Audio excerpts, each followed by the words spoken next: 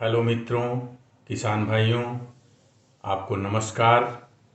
मुझे उम्मीद है कि आपकी फसल अच्छी होगी। आप ठीक से बुआई किए होंगे, पानी समय से दिए होंगे। आज जो है आपसे पानी जो आप चला देते हैं, सिंचाई पहली कर देते हैं या दूसरी सिंचाई कर देते हैं, उसके बाद जो है गेहूं में कुछ सावधानियां बरतना चाहिए उसको स्वास्थ्य के लिए। उसमें क्या किया जाए। सिंचाई के बाद जो है बहुत सी गतिविधियां होती हैं जो किसान अनजाने में नहीं कर पाता है। तो हम कुछ टिप्स बताएंगे कि कुछ गेहूं में अगर कोई परेशानी आवे, पीलापन आवे या और कोई दिक्कत आवे तो आप कैसे उससे निजात पा सकते हैं। तो हम सबसे पहले देखते हैं कि किसान जो है सिंचाई करते हैं तो सिंचाई जो है फ्लैट विधि से कर देते हैं या जो उनका खेत होता है अनड्यूलेटेड होता है, यानी ऊंचा नीचा होता है। इससे जो है कहीं पानी अधिक लग जाता है, कहीं पानी कम लग जाता है। तो समझिए जहाँ पानी अधिक लग जाता है वहाँ पर जो है जड़ों का जो है उसमें पानी ज़्यादा भर जाने से वो जो है जड़ों का विकास नहीं होता और उसमें पीलापन आ जाता है।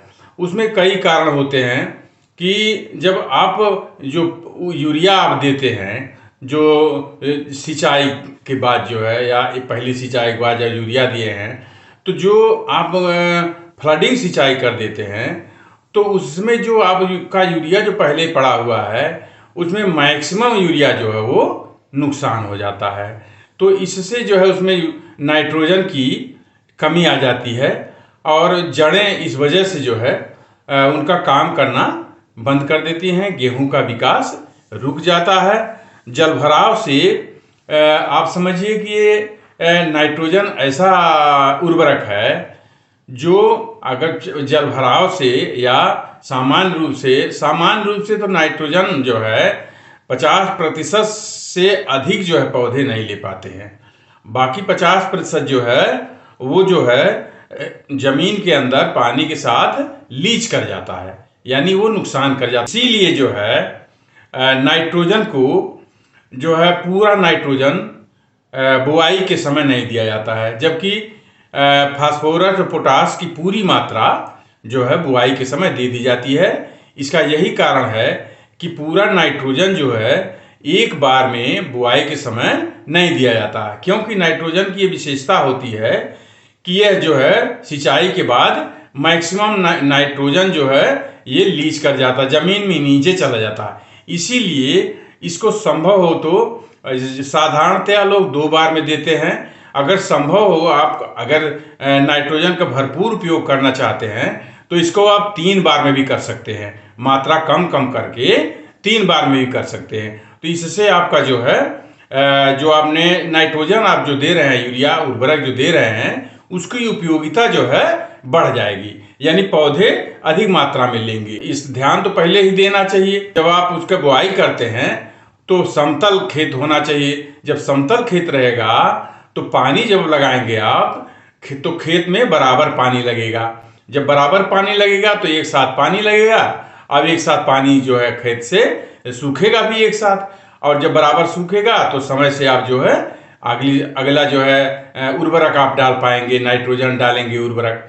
तो आपका जो पौधे की जो जड़ें हैं, गेहूं की जड़ें हैं, उसमें जो प्रभाव नहीं पड़ेगा। जल का जो पानी इकट्ठा हो जाता है, स्टेगनेट कर जाता है, इससे पौधों में विकास कम हो जाता है, उनको एरेशन कम मिलता है, उनको पोषक तत्व कम मिलता है। इसलिए जो है ये सब पहले ध्यान देना चाहिए। लेकिन आपने अगर नहीं ध्यान दिया, कुछ अनड्यूलेट आपका खेत रह गया, ऊंचा नीचा रह गया, तो पानी जब लगेगा तो निश्चित रूप से पौधे पीले हो जाएंगे। तो इसमें आपको ध्यान देना ये है, जब पौधे पीले हो जाते हैं तो बहुत लोग बताते हैं कि ये वो खाद डालिए, तो ये सब कतई न करिए। आप इस इंतजार करिए कि पौधे की जो पानी आपका जो पानी खड़ा है वो पानी खेत से सूखे। अगर पानी नहीं सूखता है और आप उसी कंडीशन में आप पुनः यूरिया डाल देते हैं तो ये उनके जो है फायदे के अलावा फिर वो नुकसान करने लगेगा। क्योंकि एक तो वो पहले से ही अस्वस्थ है। अब आप अस्वस्थ अवस्था में ही आप यूरिया फिर से आप डाल देंगे तो ये जो है उनके लिए नुकसान करेगा।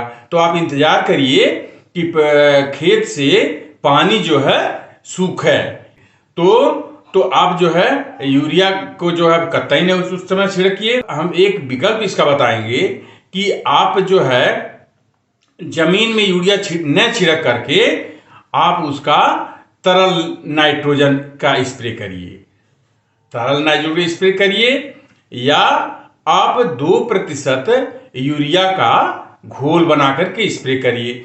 उसके साथ आप जो है आपका सागरिका इस्तेमाल करिए। यूरिया के स्थान पर 2% यूरिया जो हम बताए हैं उसके स्थान पर आप नैनो यूरिया का इस्तेमाल करिए।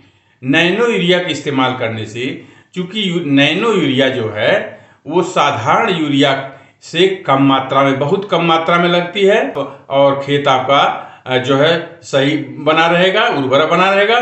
सागरिका में ये, जैसे सागरिका इसका नाम है, तो ये समुद्री शैवाल से बनाया गया है। इसमें जो है बहुत से पोषक तत्व हैं। तो मैं ये सलाह दूंगा कि नैनो यूरिया 2 मिलीलीटर प्रति लीटर पानी और सागरिका 2 मिलीलीटर प्रति। इसका मतलब कहने का कि 1 लीटर पानी में 2 मिलीलीटर नैनो यूरिया और 2 मिलीलीटर सागरिका, इसको आप इस्तेमाल करिए। तो आपको यूरिया के स्थान पर जो है आप नैनो यूरिया डालेंगे, स्प्रे करेंगे, तो पौधे सीधे अपने पत्तियों से लेते हैं। संभवतः आपको यह मालूम होगा कि पौधे अपना खाना जो है पत्तियों से बनाते हैं। तो चूंकि आपका पौधा स्वस्थ है जल भराव की स्थिति में, तो पौधे जो है जड़ें विकास नहीं कर पाए हैं, वो अपना काम नहीं कर पाए हैं। तो चूंकि जड़ों से ही पौधे जो है अपना खुराक लेते हैं, जड़ों से ही उर्वरक ऊपर जाता पत्तियों में, और प्रकाश संश्लेषण से, सूरज के रोशनी में प्रकाश संश्लेषण से वो खाना बनाते हैं उनके जो है कोशिकाओं से, और तब पौधे को सभी अंगों को जाता है। तो इसके साथ माइक्रोन्यूट्रिएंट भी आप दे सकते हैं। जैसे जिंक है वो 33% का आप 4 से 5 किलोग्राम प्रति एकड़, प्रति एकड़ का मतलब समझ लीजिए आप कि 700-800 लीटर पानी या 500-600 जितने में आप जो है 1 एकड़ में छिड़काव कर सके, उसमें जिंक 33% मिला करके आप इसको छिड़काव कर सकते हैं।